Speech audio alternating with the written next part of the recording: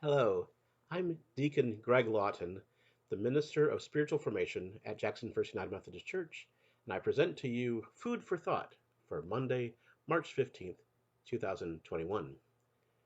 Today I want to explain to you a prayer practice, a spiritual practice that unfortunately I can't demonstrate to you in this format. You see, it's a group experience, something you might do in a worship setting, although not a worship setting like we typically have. This prayer practice is called Tongsung Kido, and it comes from the Korean church. And it's a way of expressing aloud your prayers to God. Like we would have our prayer time, and we might be invited to silence to lift up our prayers and petitions, the things we care about, the joys and the concerns.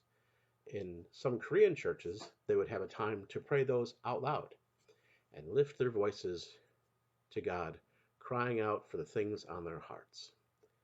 It's an incredible way to pray if you think about it, because I like what it says about God. It says that God can hear us and wants to hear us, even if we're speaking aloud, not only if we're crying in our hearts.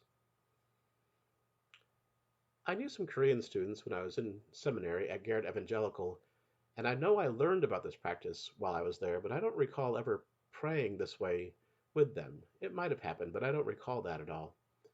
But I do remember in two different settings praying this way with students from the Democratic Republic of the Congo, students that I met when I was visiting Africa University in Zimbabwe. A lot of the students at Africa University come from the Congo, which is just to the north of Zimbabwe.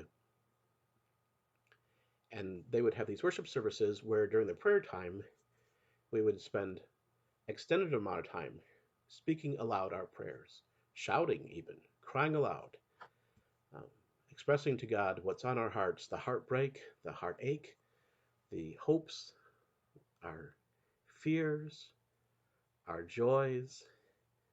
It was loud and bewildering.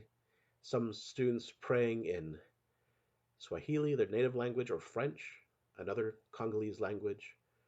And we were encouraged to do the same in English. And yes, it was unusual, but I found it to be a remarkable thing to be able to speak aloud to God with everyone else who is doing the same thing, to tell God what was on my heart and what I hoped for in prayer.